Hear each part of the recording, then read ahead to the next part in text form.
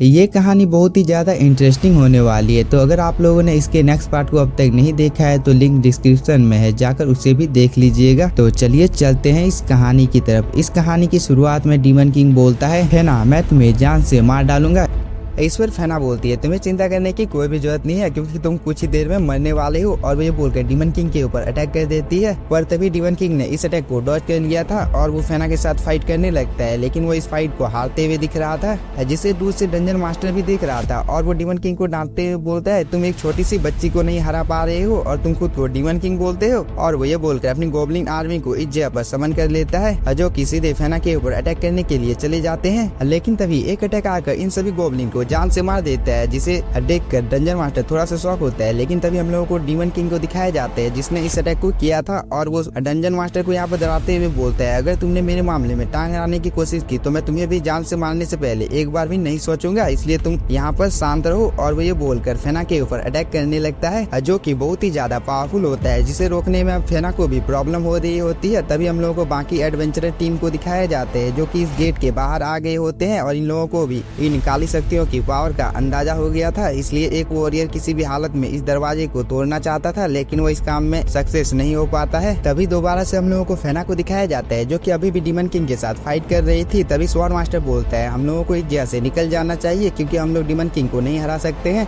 इस पर फेना बोलती है, सिटी में बहुत ही ज्यादा अच्छे लोग हैं, इसलिए अगर हम लोग इस जगह से इस डीमन को हराए बिना ही निकल गए तो वो बाहर जाकर बहुत ही ज्यादा तबाही मचा देगा, इसलिए हम दोनों में से कोई एक ही इस डंजन से जिंदा लौट कर बाहर जाएगा। इस पर स्वॉर्ड मास्टर बोलता है, तुम्हें चिंता करने की कोई भी जरूरत नहीं है फेना, मैं तुम्हें अपना स्ट्रेंथ देने वाला हूँ। और वो ये बोलकर अपनी सारी स्ट्रेंथ को फेना को दे देता है, जिसकी वजह से अब फेना बहुत ही आसानी के साथ में डीमन किंग के सभी अटैक को डॉज कर पा रही थी। लेकिन तभी स्वॉर्ड मास्टर हम लोगों को बताने लगता है कि डीमन किंग बहुत ही ज्यादा पावरफुल है और उसके पास माना एनर्जी की कोई भी कमी नहीं है, इसलिए हम लोगों को इसे हराने में बहुत ही ज्यादा प्रॉब्लम होने वाला है। इसलिए मुझे डीमन किंग के वीकेस्ट पॉइंट के बारे में पता लगाना होगा। लेकिन तभी डीमन किंग बहुत सारे अटैक फेना के ऊपर कर देता है, जिसमें से एक अटैक आकर फेना को लग जाता है, जिसकी वजह से वो थोड़ी सी इंजर्ड हो जाती है, जिसे देखकर स्वॉर्ड मास्टर को थोड़ा सा गुस्सा आने लगता है और वो अपने माइंड की पावर का यूज करने लगता है, जिसकी वजह से डीमन किंग के वीक पॉइंट के बारे में उसे पता चल जाता है। क्योंकि डीमन किंग हर जगह पर हमला कर रहा होता है, लेकिन वो डंजन मास्टर की ओर हमला नहीं कर रहा था और डंजन मास्टर ही उसका वीकेस्ट पॉइंट है। इस पर फेना भी बिना कोई टाइम जाए किए डंजन मास्टर के ऊपर हमला करने लगती है, लेकिन तभी डीमन किंग सामने आकर इन सभी अटैक को ब्लॉक करने लगता है। तभी फेना को इस वॉरियर की कुछ बातें याद आने लगती है, जहाँ पर वो बोल रहा था कि अगर एक बार डंजन मास्टर मर जाता है तो डंजन ऑटोमेटिक ही डिसअपीयर हो जाता है, इसलिए अगर तुम फ्यूचर में कभी डंजन में फंस जाती हो तो तुम्हें सबसे पहले डंजन मास्टर को मारना होगा, जिसकी वजह से तुम इस डंजन से बहुत ही आसानी के साथ बाहर निकल सकती हो। इस बात के याद आने के बाद फेना भी बिना कोई टाइम जाए कि डंजन मास्टर के ऊपर कंटिन्यू हमला करने लगती है, जिसकी वजह से अब डीमन किंग चाहकर भी इन लोगों के ऊपर हमला नहीं कर पा रहा था। और इसी बीच स्वॉर्ड मास्टर को डीमन किंग का और एक वीक पॉइंट मिल जाता है, क्योंकि जब भी डीमन किंग अपने एक पावरफुल स्पेल को कास्ट करता है तब 3 सेकंड के लिए उसे रेस्ट की जरूरत पड़ती है और यही उसका दूसरा वीक पॉइंट है। इस बात को सुनने के बाद फेना भी थोड़ी सी एक्साइटेड हो जाती है और वो एक प्लान बनाने के बाद में स्वॉर्ड मास्टर को एक दूसरी डायरेक्शन से डंजन मास्टर के ऊपर हमला करने के लिए भेज देती है। और साथ ही उसने यहाँ पर अपने विंड मैजिक और फायर मैजिक का भी यूज कर लिया होता है, जिसकी वजह से डीमन किंग चाहकर भी अब डंजन मास्टर को प्रोटेक्ट करने के लिए नहीं जा पाएगा। और इसी मौके का फायदा उठाकर स्वॉर्ड डीमन किंग के ऊपर हमला कर देता है, लेकिन डीमन किंग ने भी टाइम रहते ही इस अटैक को डॉज कर लिया था। लेकिन शायद डीमन किंग को यहाँ पर पता नहीं होता है कि स्वॉर्ड मास्टर बात कर सकता है, इसलिए वो डीमन किंग से बात करने लगता है, जिसकी वजह से डीमन किंग का ध्यान डाइवर्ट हो जाता है। और इस मौके का फायदा उठाकर स्वॉर्ड मास्टर डीमन किंग के माना क्रिस्टल को तोड़ देता है, जिसकी वजह से उसकी मौत इसी जगह पर हो जाती है। लेकिन साथ ही स्वॉर्ड मास्टर ने बहुत ही ज्यादा पावरफुल अटैक डीमन किंग के ऊपर किया होता है, जिसका इम्पैक्ट उसके ऊपर भी पड़ा होता है और वो टूटकर नीचे की ओर गिर जाता है, जिसे देखकर फेना बहुत ही ज्यादा उदास हो जाती है। लेकिन तभी स्वॉर्ड मास्टर फेना को बताने लगता है कि तुम्हें चिंता करने की कोई भी जरूरत नहीं है, क्योंकि मैं दोबारा से अपने आप को रिकवर कर सकता हूँ। इस बात को सुनकर फेना थोड़ी सी खुश हो जाती है और वो डंजन मास्टर को मारने के लिए उसके पास चली जाती है और वो डंजन मास्टर को जान से मार देती है और उसके पास से एक आइटम को भी अपने स्पेस पोर्टल में रख लेती है। और फेना ने फाइनली इतनी ज्यादा मेहनत करने के बाद इस डंजन को क्लियर कर लिया होता है। तभी यहाँ पर बाकी के एडवेंचरर टीम भी आ जाते हैं, जो कि फेना की पावर को देखकर बहुत ही ज्यादा शॉक हो जाते हैं, क्योंकि उसने अकेले ही डीमन किंग को जान से मार दिया था। इसके बाद हम लोगों को कुछ देर बाद का टाइम दिखाया जाता है, जहाँ पर ये सभी लोग इस डंजन को क्लियर करने की पर तभी स्वॉर्ड मास्टर फेना को बताने लगता है कि मैंने तुम्हें बताया था ना कि तुम डिमन किंग को अगर हरा दोगी तो मैं तुम्हें एक नया डिश खिलाऊंगा। इस पर फेना भी थोड़ी सी खुश हो जाती है और वो यहाँ पर नाचने लगती है, लेकिन तभी स्वॉर्ड मास्टर अपने एक स्किल को मैक्स कर देता है, जिसकी वजह से उसकी पावर थोड़ी सी और बढ़ जाती है। लेकिन यह सीन यहीं पर कट होता है। हम लोगों को गिल्ड मास्टर को दिखाया जाता है जो कि फेना को डांट रहा था और वो बोलता है अगर तुम्हें इस डंजन के अंदर में कुछ हो जाता तो मैं अपने आप को कभी भी माफ नहीं कर पाता, इसलिए आइंदा से तुम कभी भी अकेले किसी डंजन के अंदर में नहीं जाओगी। इस पर फेना भी हाँ बोलती है। इसके बाद गिल्ड मास्टर हम लोगों को डिमन किंग की बॉडी के बारे में बताने लगता है कि उसका बॉडी बहुत ही ज्यादा रेयर होता है और साथ ही उसकी बॉडी के अंदर में जो क्रिस्टल होता है वो बहुत ही ज्यादा रेयर होता है। आखिरकार फेना तुमने उस क्रिस्टल का क्या किया? इस पर फेना गिल्ड मास्टर को बताने लगती कि जब मैं डिमन किंग के साथ फाइट कर रही थी तब वो क्रिस्टल टूट गया था। इस पर गिल्ड मास्टर बोलता है फेना मुझे तुम्हारे ऊपर पूरा भरोसा है। लेकिन तभी हम लोगों को एक मोटे आदमी को दिखाया जाता है जो कि जब पर आ जाता है और वो फेना को बोलता है तुम झूठ बोल रही हो, क्योंकि वो स्टोन बहुत ही ज्यादा रेयर होता है और उसे हर कोई अपने पास रखना चाहता है। और साथ ही मैं तुम लोगों की जानकारी के लिए बता देना चाहता हूँ कि मैं तुम लोगों का वॉइस कैप्टन हूँ और मेरे पास एक ऐसी स्किल है जिसकी वजह से कोई भी मेरे सामने झूठ नहीं बोल सकता है। इस पर गिल्ड मास्टर वॉइस कैप्टन को बोलता है जिसका नाम ओगन होता है, क्या तुम यहाँ पर फेना के ऊपर शक कर रहे हो? पर स्वॉर्ड मास्टर हम लोगों को बताने लगता है कि ओगन एक बहुत ही ज्यादा बुरा इंसान है और इसके पास जो स्किल है उसकी मदद से वो लोगों को बहुत ही ज्यादा लूटा करता है। तभी ओगन गिल्ड मास्टर को बोलता है आप मुझे इस लड़की को दे दीजिए। इस पर गिल्ड मास्टर साफ मना कर देता है और वो फेना के बारे में ओगन को बताने लगता है कि इस लड़की ने अकेले ही डिमन किंग को हरा दिया है। जिसे सुनने के बाद ओगन थोड़ा सा शॉक हो जाता है और वो बोलता है तो फिर मुझे डिमन किंग की बॉडी आप दे दीजिए। इस पर गिल्ड मास्टर ओगन को डांटते हुए बोलता है जब डंजन अपेयर हुआ था तब हम लोगों ने तुम्हें बुलाया था, तब तुमने हम लोगों के गिल्ड में शामिल होने से साफ मना कर दिया था, इसलिए इस डंजन के अंदर से जितना कुछ भी मिला है वो सब कुछ फेना और उसके साथियों का है, इसलिए तुम अपनी तशरीफ को उठाकर इस जैसे जा सकते हो। इस बात को सुनकर ओगन को बहुत ही ज्यादा गुस्सा आ जाता है और वो गिल्ड मास्टर के साथ में बहस करने लगता है। इस चीज को देखकर फेना स्वॉर्ड मास्टर से पूछने लगती है कि क्या मैं इस इंसान को मार सकती हूँ क्योंकि ये बहुत ही ज्यादा बुरा है। इस पर स्वॉर्ड मास्टर मना करते हुए बोलता है अगर हम लोगों ने इसे यहाँ पर मार दिया तो इसकी वजह से बहुत ही ज्यादा प्रॉब्लम क्रिएट हो सकती है, लेकिन हम लोगों के पास एक दूसरा रास्ता है। और वो ये बोलकर अपनी न्यू स्किल का यूज करने लगता है जिसकी वजह से वो ओगन की स्किल को चुरा लेता है, जिसके बारे में ओगन को कुछ भी पता नहीं चलता है और वो इस जगह से चला जाता है। इसके बाद गिल्ड मास्टर फेना को समझाने लगता है कि अब से तुम्हें सावधान रहना होगा क्योंकि ओगन एक बहुत ही ज्यादा बुरा पर्सन है और वो तुम्हारे ऊपर हमला करने के लिए जरूर आएगा। और साथ ही तुमने इस डंजन को क्लियर किया है जिसकी वजह से तुम्हें बहुत सारे रिवॉर्ड मिलेंगे और साथ ही तुम्हारे लेवल को भी अप कर दिया जाएगा। जिसे सुनकर फेना थोड़ी सी खुश हो जाती है और वो बोलती है अब मैं किस रैंक की एडवेंचरर होने वाली हूँ। इस पर गिल्ड मास्टर बताने लगता है कि अब तुम रैंक डी की एडवेंचरर होने वाली हो, जिसे सुनकर फेना थोड़ी सी खुश हो जाती है और वो गिल्ड मास्टर को थैंक यू बोलकर अपने रिवॉर्ड को कलेक्ट करने के लिए चली जाती है, जहाँ पर वो बहुत ही ज्यादा खुश होती है, इसलिए वो अपने सभी साथियों को पार्टी देती है। इसके बाद हम लोगों को शाम का टाइम दिखाया जाता है जहाँ पर फेना सो गई होती है और वो सपने में खाने के बारे में बात कर रही होती है, जिसे सुनकर स्वॉर्ड मास्टर बोलता है मैं तुम्हारे लिए खाने को बनाने के लिए जा रहा हूँ। लेकिन ये सीन यहीं पर कट होता है। हम लोगों को ओगन को दिखाया जाता है जो कि बहुत ही ज्यादा गुस्से में आ गया था क्योंकि इसे भी पता चल जाता है कि इसकी स्किल को किसी ने चुरा लिया है।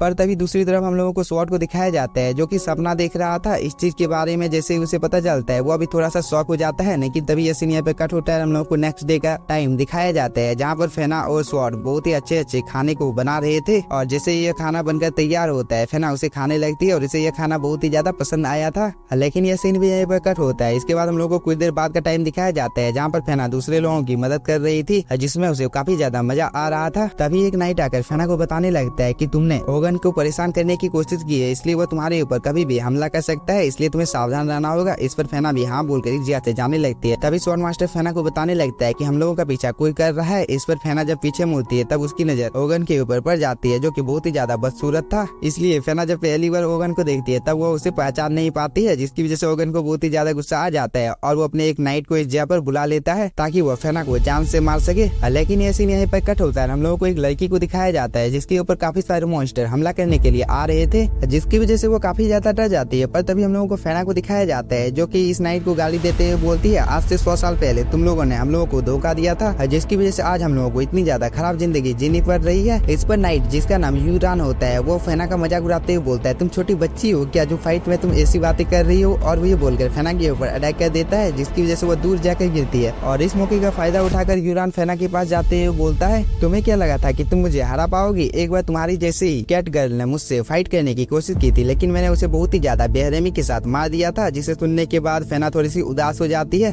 लेकिन तभी स्वॉर्ड मास्टर फेना को उसके अचीवमेंट के बारे में बताने लगता है कि तुमने अकेले ही डीमन किंग को हरा दिया है, तो क्या तुम यहाँ पर एक मामूली नाइट के हाथों से हार जाओगे? इस बात को सुनकर फेना भी फाइट के लिए तैयार हो जाती है और वो बहुत ही बेरहमी के साथ में यूरान के साथ फाइट करने लगती है, जिसे देखकर एक पल के लिए यूरान भी थोड़ा सा शॉक हो जाता है, क्योंकि फेना की स्पीड बहुत ही ज्यादा बढ़ गई होती है और उसने यूरान के एक हाथ को भी काट दिया होता है और साथ ही वो बहुत ही बेरहमी के साथ में यूरान के हाथ पैर सभी चीजों को काटने लगती है और वो फाइनली यहाँ पर यूरान को जान से मार देती है और वो ओगन को भी जान से मारने के लिए उसके पास जाने लगती है। लेकिन तभी गिल्ड मास्टर यहाँ पर आ जाता है और वो बोलता है, तुम इस आदमी को नहीं मार सकती हो। इस पर फेना रुक जाती है और वो गिल्ड मास्टर के पास आ जाती है। तभी गिल्ड मास्टर फेना को बताने लगता है कि तुमने अगर ओगर को जान से मार दिया तो इसकी वजह से तुम्हें बहुत ही ज्यादा प्रॉब्लम का सामना करना पड़ सकता है, इसलिए तुम किसी को भी मत बताना कि तुमने ओगर के साथ फाइट की थी। इस पर फेना भी हाँ बोलती है और वो अपने रिवॉर्ड को लेने के लिए मैनेजर के पास जाने लगती है। लेकिन तभी रास्ते में उसकी मुलाकात एक लड़की के साथ हो जाती है जिसका नाम एमेंडा होता है, जो कि फेना को पकड़ लेती है और वो बोलती है, मैं तुम्हारी मॉम हूँ। इस पर फेना बोलती है, तुम मुझे जाने दो क्योंकि तुमने मुझे बहुत ही जोर से पकड़ा है। इस पर गिल्ड मास्टर भी एमेंडा को फेना को छोड़ देने के लिए बोलता है। इस पर एमेंडा भी फेना को छोड़ देती है। इसके बाद गिल्ड मास्टर हम लोगों को फेना के बारे में बताने लगता है कि यह एक ए रैंक की एडवेंचरर है और वो हम लोगों की गिल्ड की सबसे ज्यादा पावरफुल एडवेंचरर है, जिसे सुनने के बाद फेना और स्वॉर्ड मास्टर थोड़ा सा शॉक हो जाते हैं। लेकिन तभी एमेंडा बोलती है, फेना हम लोगों की मुलाकात जल्दी होगी। इसके बाद हम लोगों को नेक्स्ट डे का सीन दिखाया जाता है जहाँ पर एमेंडा फॉरेस्ट में मेडिसिन को कलेक्ट करने के लिए आई थी, लेकिन तभी यहाँ पर फेना भी आ जाती है, जिसे देखकर वो बहुत ही ज्यादा खुश हो जाती है। इसके बाद एमेंडा हर जगह फेना को फॉलो करने लगती है, जिसकी वजह से फेना थोड़ी सी परेशान हो जाती है और वो काफी बार एमेंडा के ऊपर अटैक भी करती है। लेकिन एमेंडा बहुत ही ज्यादा पावरफुल होती है और इस चीज का उसके ऊपर कोई भी असर नहीं होता है, इसलिए फेना परेशान होकर मैनेजर नील के पास चली जाती है और वो एमेंडा के बारे में पूछने लगती है। इस पर मैनेजर नील एमेंडा के बारे में बताने लगती है कि वो एक बहुत ही ज्यादा अच्छी इंसान है, क्योंकि वो अकेले ही एक अनाथ आश्रम को चला रही है। तभी एमेंडा भी जगह पर आ जाती है और वो नील को बोलती है, क्या तुम मेरे बारे में यहाँ पर चुगली कर रही हो? इस पर नील साफ मना कर देती है। तभी हम लोगों को बाकी एडवेंचर टीम को दिखाया जाता है, जो कि एमेंडा को इस जगह पर देखकर काफी ज्यादा शॉक होते हैं, क्योंकि एमेंडा एक बहुत ही ज्यादा पावरफुल एडवेंचरर है और इसका ए रैंक है। इसलिए ये लोग यहाँ पर एमेंडा के बारे में काफी तरह की बातें बनाने लगते हैं। लेकिन एमेंडा एक बार इन लोगों की तरफ देख लेती है, तब ये लोग सब लोग शांत हो जाते हैं। इसके बाद हम लोगों को गिल्ड मास्टर को दिखाया जाता है, जो कि फेना को अपने पास बुला लेता है और उसके सामने बहुत सारे क्रिस्टल रख देता है और वो बोलता है, अगर तुमने मेरे एक काम को कर दिया तो मैं तुम्हें रैंक डी और सी के बहुत सारे स्टोन देने वाला हूँ। क्या तुम इस काम को करने के लिए तैयार हो? क्योंकि तुम्हें एक डंजन को क्लियर करना है। इस पर फेना भी डंजन में जाने के लिए तैयार हो जाती है और वो गिल्ड मास्टर को बोलती है, आखिरकार आपने मुझे डंजन में जाने के लिए क्यों चुना है? इस पर गिल्ड मास्टर फेना को बताने लगता है कि काफी सारे लोग मेरे बारे में अलग अलग तरह की बातें कर रहे हैं कि मैंने तुम्हारा रैंक ऐसे ही बढ़ा दिया है,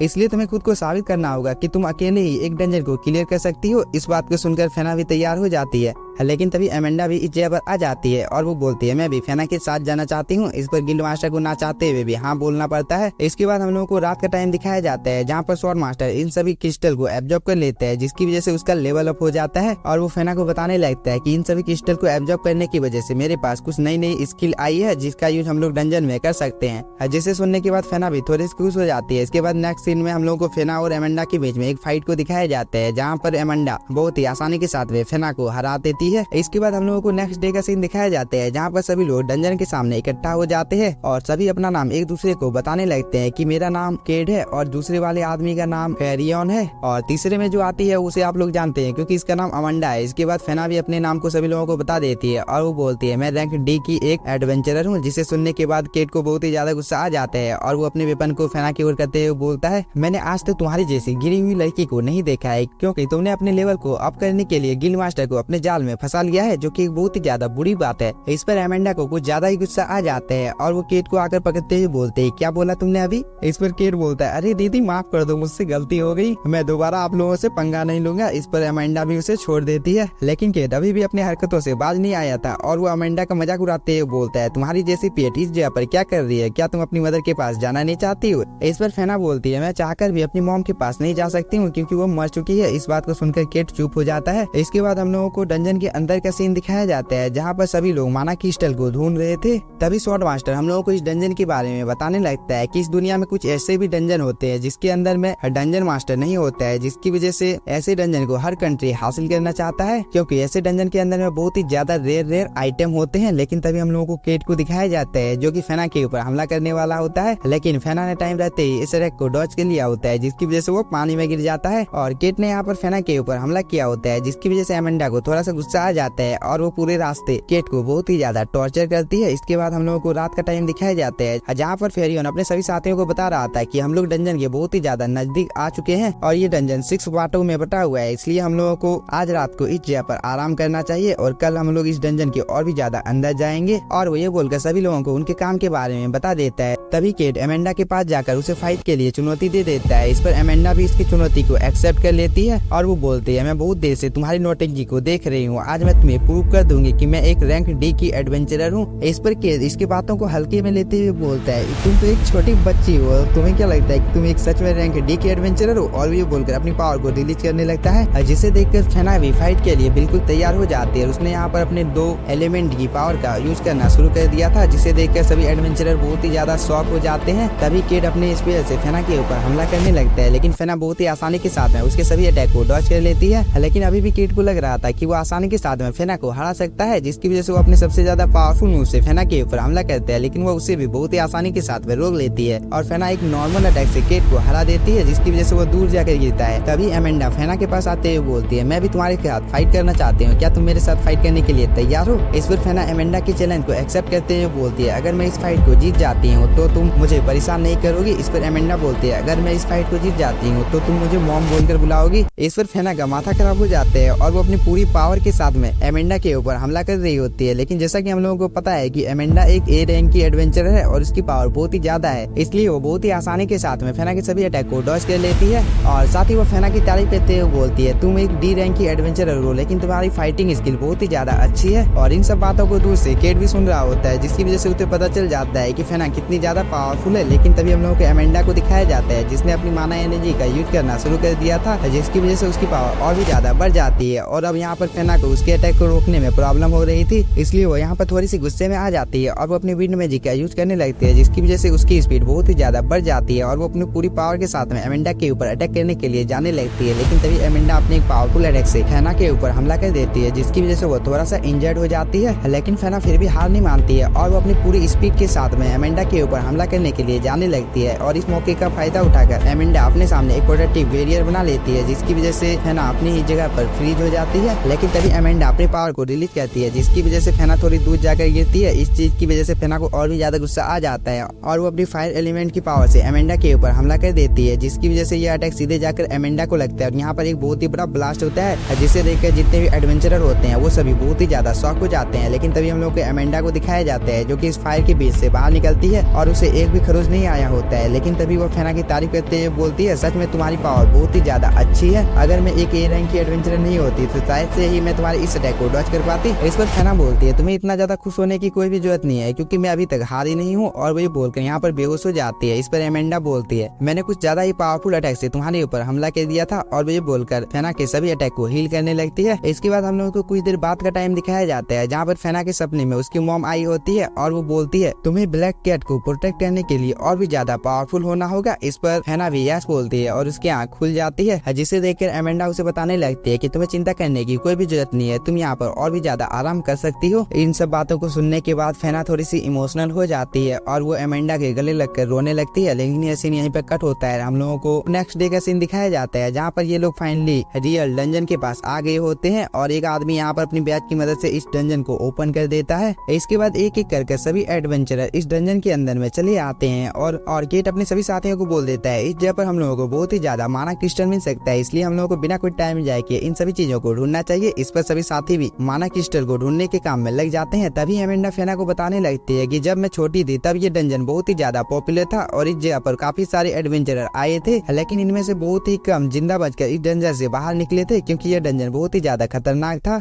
एमेंडा ये सब अपने साथियों को बता ही रही होती है, लेकिन तभी यहाँ पर कुछ स्पाइडर मॉन्स्टर आ जाते हैं जो कि इन लोगों के ऊपर हमला करना शुरू कर देते हैं। इस चीज को देखकर सभी लोग इन स्पाइडर मॉन्स्टर के साथ फाइट करने लगते हैं और ये लोग बहुत ही आसानी के साथ इन सभी को हरा देते हैं, क्योंकि इन लोगों का लेवल 6 होता है जो कि एक बहुत ही कमजोर लेवल माना जाता है। इसके बाद हम लोगों को इस डंजन के सेकंड फ्लोर का सीन दिखाया जाता है, जहाँ पर बहुत टाइप के मॉन्स्टर होते हैं और वो सभी इन लोगों के ऊपर हमला कर रहे होते हैं, लेकिन ये लोग बहुत ही आसानी के साथ इन लोगों को भी हरा देते हैं। तभी एमेंडा अपने बहुत सारे सीक्रेट टेक्निक के बारे में फेना को बताने लगती है कि तुम्हें कॉम्बैट टेक्निक आना चाहिए, इसकी मदद से तुम बहुत ही आसानी के साथ में अपने अपोनेंट्स को हरा सकती हो। तभी हम लोगों को केट को दिखाया जाता है जो कि अपने स्पेयर टेक्निक का यूज कर एक बहुत ही ज्यादा पावरफुल और बड़े मॉन्स्टर को मार देता है, जिसे देखकर एमेंडा केट को समझाने लगती है कि केट ने अभी अभी जिस टेक्निक का यूज किया था उसे एक डिफेंस टेक्निक के नाम से जाना जाता है। इस पर फेना बोलती है क्या मैं इस टेक्निक को सीख सकती हूँ। इस पर एमेंडा बोलती है तुमने कभी न कभी अपनी बॉडी के अंदर में माना एनर्जी को फील किया होगा, इसी की मदद से तुम इस टेक्निक को सीख सकती हो। इस पर फेना भी हाँ बोलती है।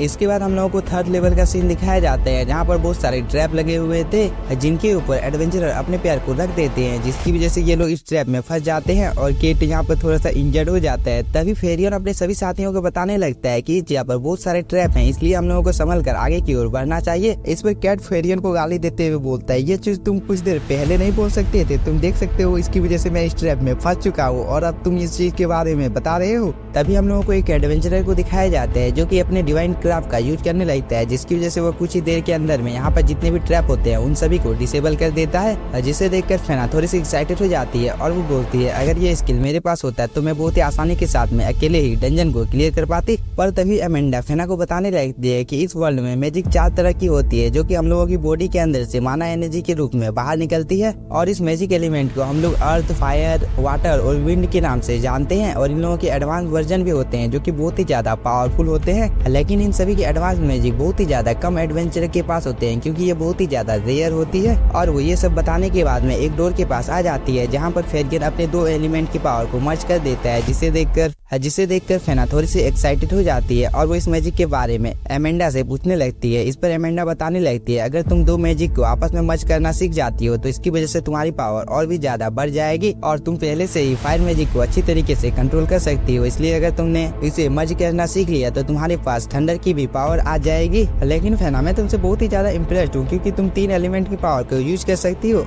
और मैंने आज तक किसी को भी ऐसा करते हुए नहीं देखा है। तब फेना बोलती है क्या इस वर्ल्ड में 4 तरह का ही मैजिक पावर एग्जिस्ट करता है। इस पर एमेंडा फेना को बताने लगती है कि और एक मैजिक पावर है जिसे काली शक्तियों के नाम से जाना जाता है, लेकिन इस चीज को ज्यादातर मॉन्स्टर ही यूज करते हैं। इस पर स्वॉर्ड मास्टर मन ही मन में बहुत ही ज्यादा मुस्कुरा रहा होता है और वो बोलता है अगर इसे पता चल गया कि हम लोग सभी तरह की मैजिक पावर को यूज कर सकते हैं तो इसकी हालत देखने लायक होगी। और साथ ही मैं तुम्हें यहाँ पर एक यूनिक स्किल के बारे में बताना तो भूल ही गई हूँ जो कि नेक्रोमेंसर स्किल होता है, जिसके पास भी यह स्किल होती है वो बहुत ही अमाउंट में डिमन आर्मी को समन कर सकता है।